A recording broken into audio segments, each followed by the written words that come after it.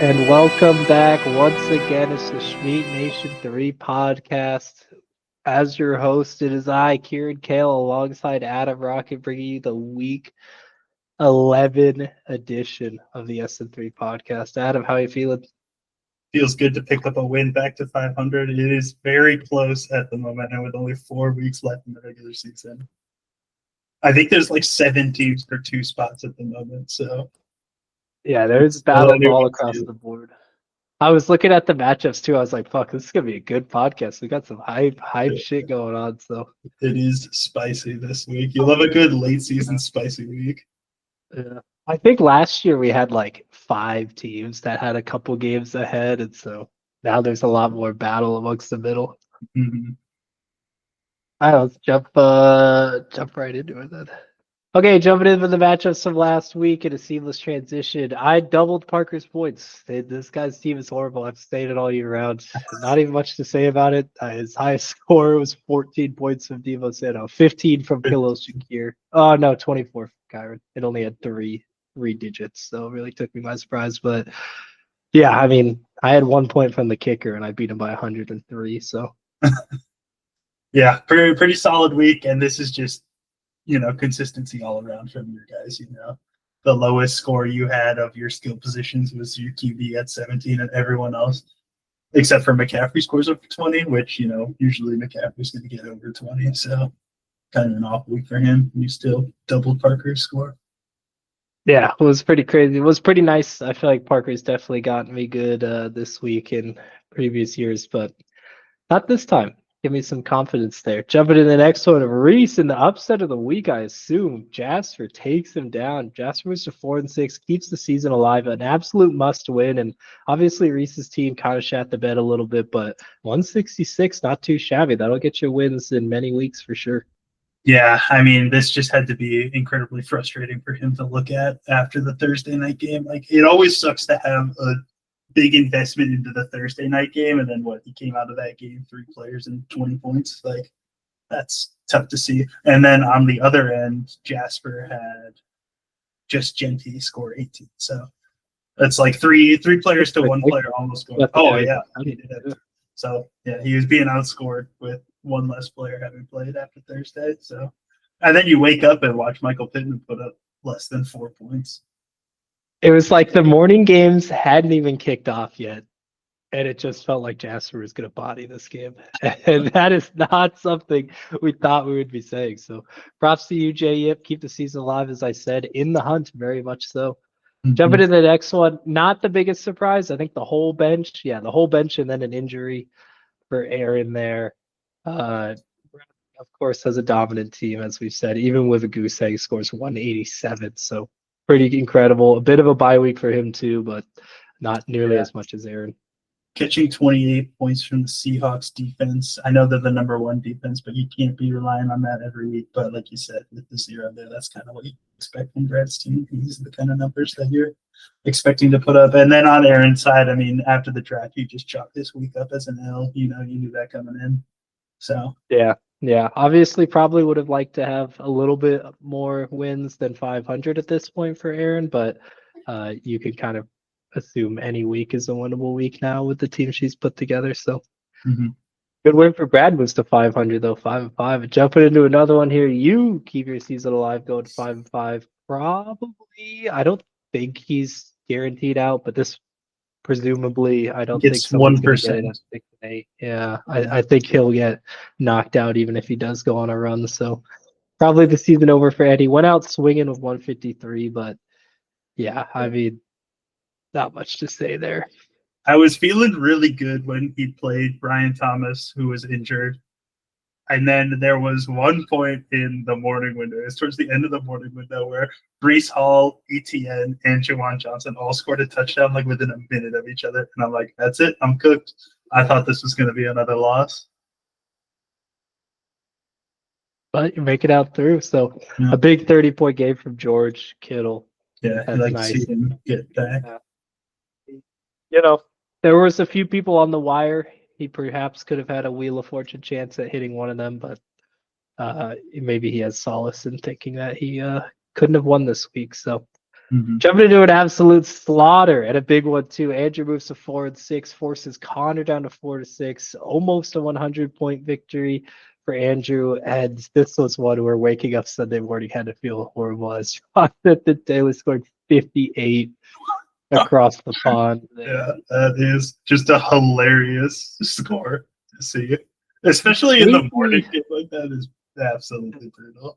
The Brits got to see what a ground and pound game plan looks like, and just the fact that like no one else on Andrew's team really did get good. It's like crazy what having 58 points from one position will do.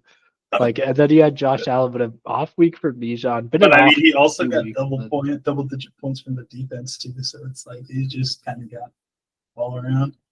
Yeah, that's a good point. I mean, I need to see what the average points for a defense scores, but I feel like double digits is kind of because you get like 4 to 5 stuff guaranteed every week. Like, yeah, I'm sure if we look at the scoring it's breakdown for the definitely Lions, more common than last year, but I still can't seem to figure out getting the double-digit scoring defense.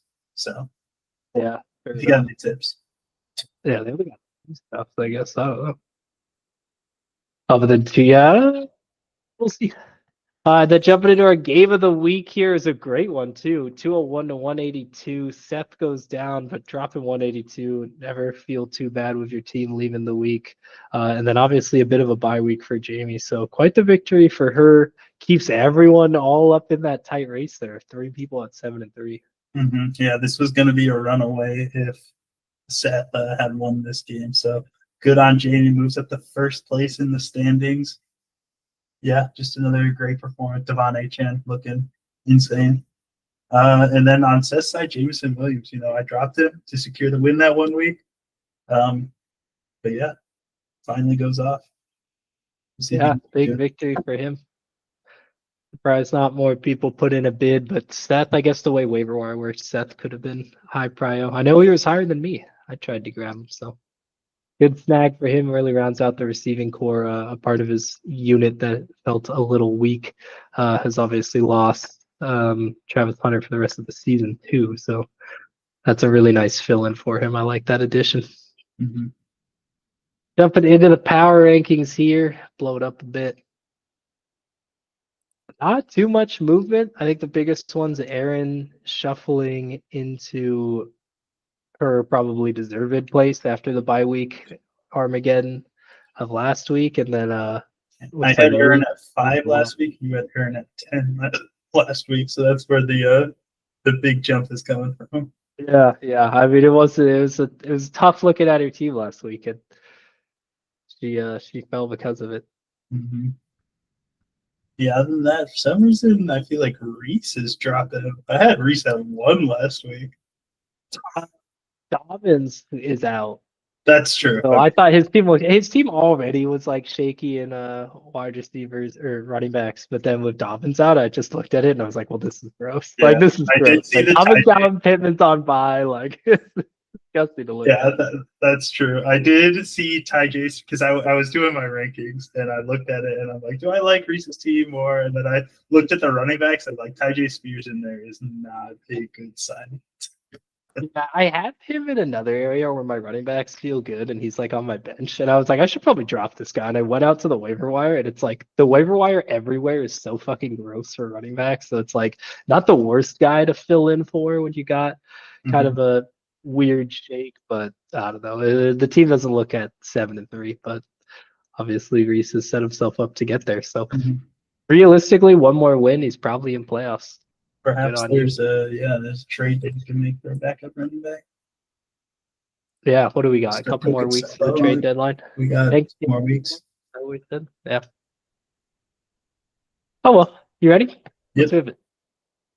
Jumping into our first matchup, I'll preface every single matchup this week is like incredible. So I'll try not to say that before each one, but we do start with a great one as well. Aaron at 5-5, going up against Reese at 7-3. You love when you're in the middle of the pack to play higher the back teams, as scary as it is, but to keep everything in your control always feels nice. So a great opportunity here for Aaron to minimize the distance in the standings. How are you looking at this one? Yeah. I'm just looking at it from the perspective of like you said, Reese was losing those couple guys, and now he's got, I have been the 3 tight end player a little bit this year, but I like to think that my 3 tight ends were a little bit sexier than Brock Bowers, David Njoku, and Jonnu Smith. So that's really where my eye is drawn. But again, in this league, just like 5 catches from the tight end, it's kind of like a good week. So, I mean, you never know. It's easier to get points from the tight ends, I think, like at this point. So maybe he could get lucky here. But on Aaron's side, the only concerning thing is Kansas City is up against Denver this week. I know Denver's got some defensive injuries, but that could be just like a divisional game. It could be a little bit messy. And I think is Rashad White hurt or something? Like I know Sean Irving is hurt. I know he's down, but I was just like, I heard Sean Tucker was like the belle of the ball this week in the waivers, but it's like I didn't quite get why. So I figured Rashad White was down, but if he's not, I guess it's just an RB2. We're starting Rashad White this week. He's not. Okay, we'll start for the jump scare. And yeah, obviously you don't really want to start the tight ends 16, 20, and 31, but Brock Bowers can throw up 58 or something. Like I still got scars that are actively bleeding from Brock Bowers just 2 weeks ago. So Aaron, gotta put respect on that. Scars. It's not a national tight end week. Yeah, true, but it is Dallas week, so sure. I could go nuts. Who do you like it in this game? I think I'm gonna take Aaron. I'm gonna go Aaron as well. She's put together quite the unit, and I wanted to go back and be like, this is like new for Aaron, but I honestly feel like Aaron's last like 5 years of fantasy has always been either like top of the bottom, so like fighting for playoffs each year, or just in playoffs. Like I was shocked. So that's on me for not having the brand awareness. Aaron does always put together a team that has a pretty decent regular season. There you go.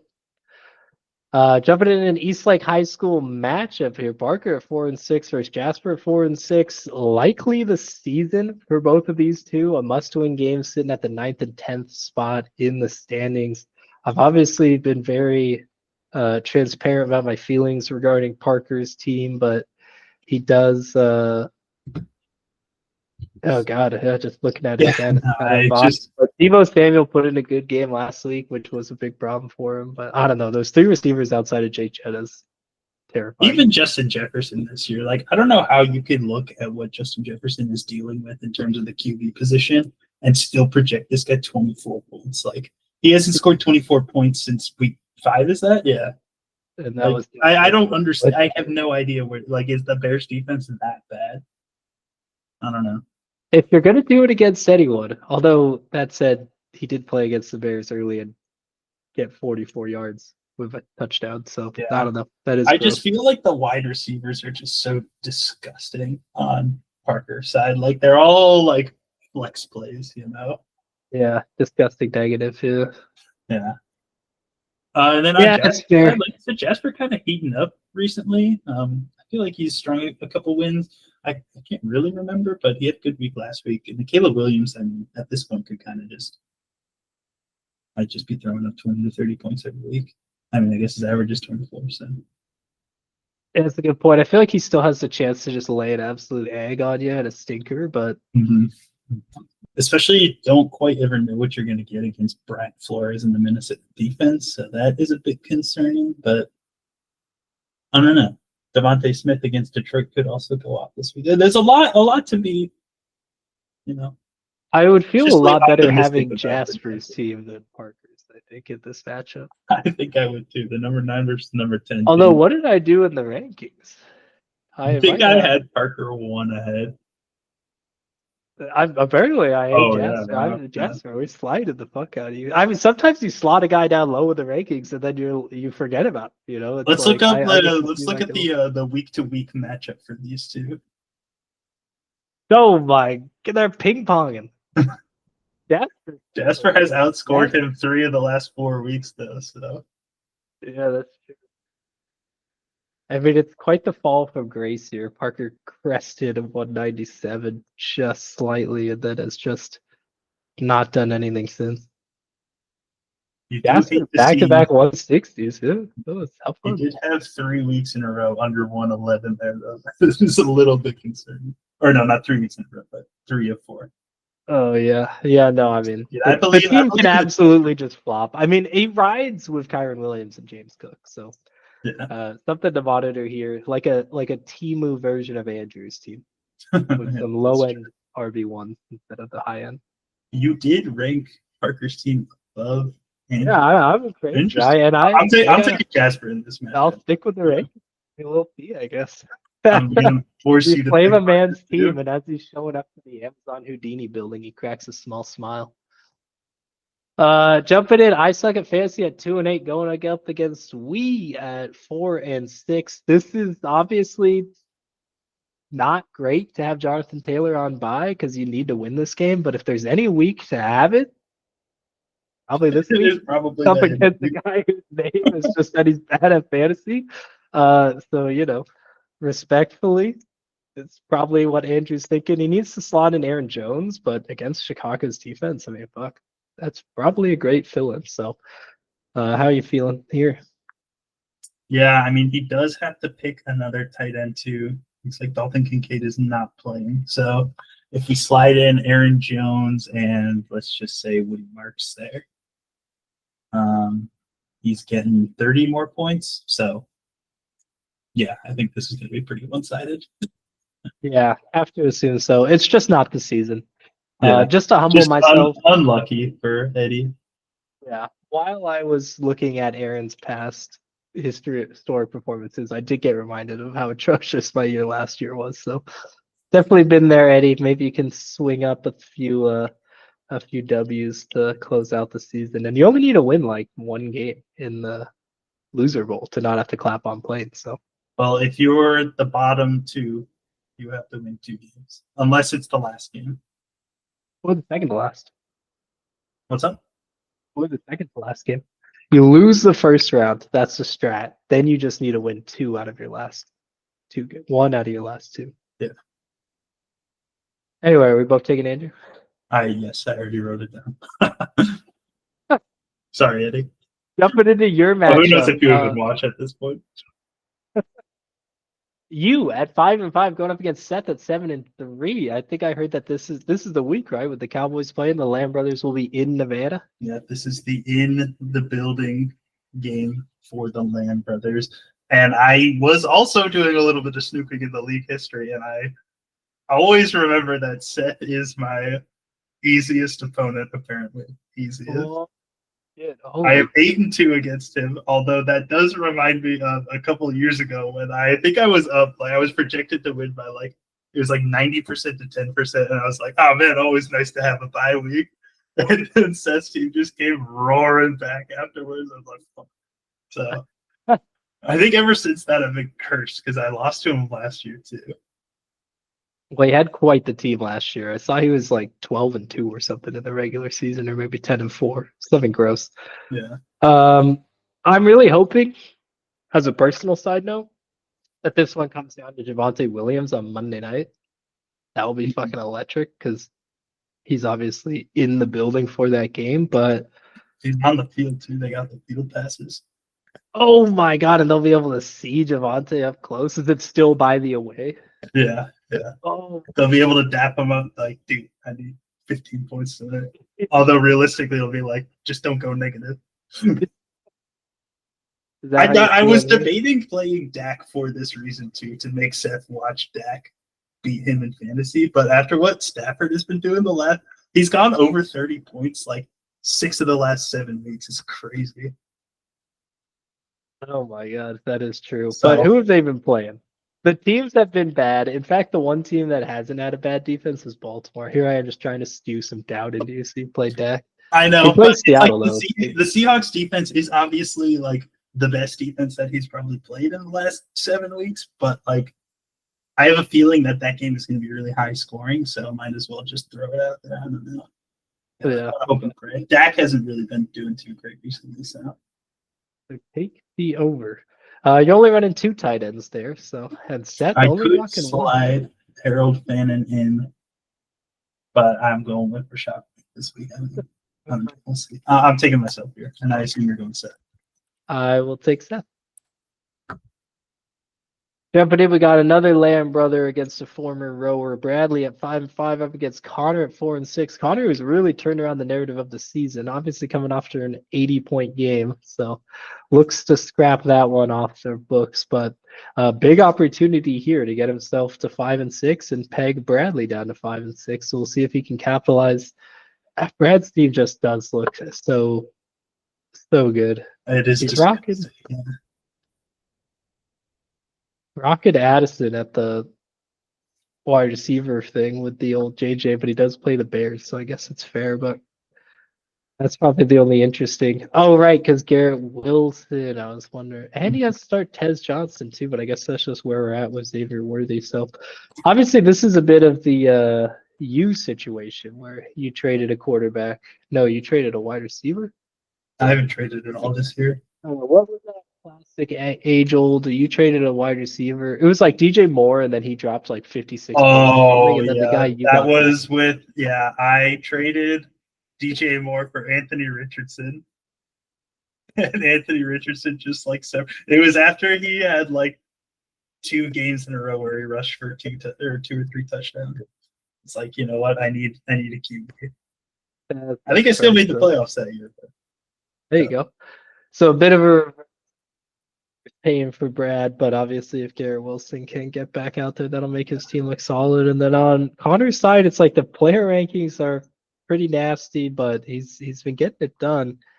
And AJ Brown, I mean, that's the hot story at the moment. This guy, he's saying to drop him in fantasy as well. So that is just there. the big. That's like the opposite of the Keenan Allen. Start me tonight, and then does nothing. This guy's doing nothing, and is like drop me. He's about to have a legacy game. I swear to God. Against Detroit, yeah, he could do it.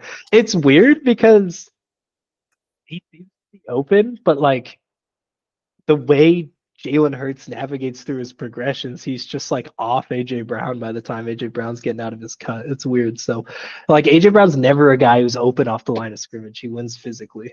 So it's a tough watch at the moment, but obviously has the capacity to drop 32. Oh man, it's been a tough ride for him. So we'll see if he can get it back. Connor obviously needs it. I think Connor was down on this team, man. Down thinking that putting up 1 touchdown was a struggle, when in reality he should be used to it at this point. Brand. The Schmeat Nation historian. I realize too, this line's actually a little generous. Bradley is not starting a kicker at the moment, so I definitely am going to be a bit more of a climb. Are you going, Brad? Yeah. I'll go Brad as well.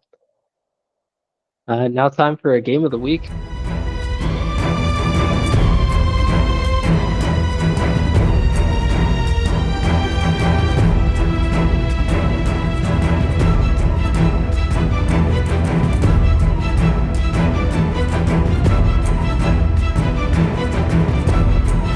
Jamie at 7-3 goes to the Flying Pugs at 6-4. Kind of a bit of that narrative I've been talking about previously, where you can level the standings. Both teams look great, very clean to look at player ranking wise, except for Juwan Jennings.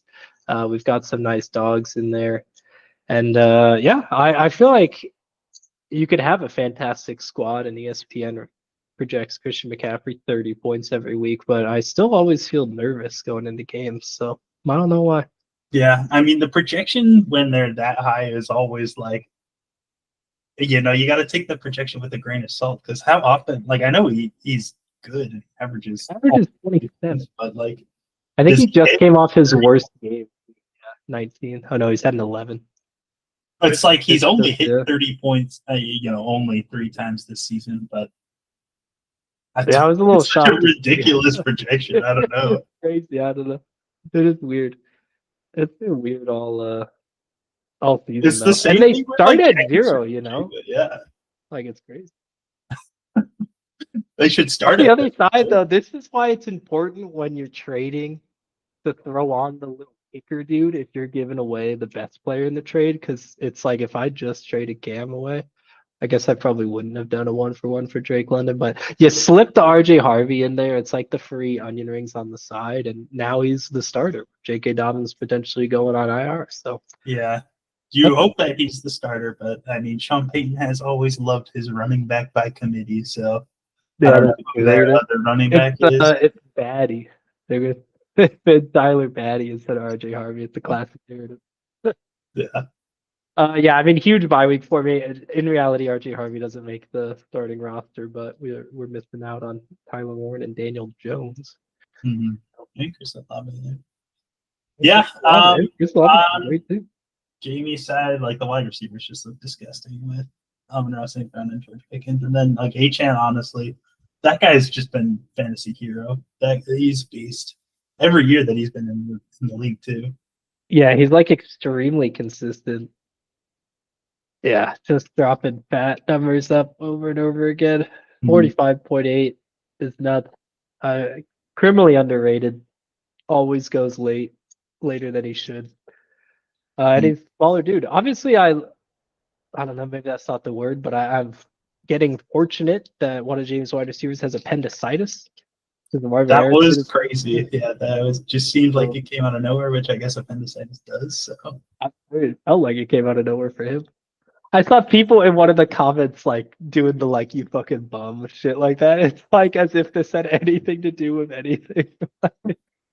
Like just a random ass fucking thing to happen and people are still pissed about it. So that's just people sitting behind a screen and watching football. You know, everyone's really brave when they don't have to say it to their faces, right?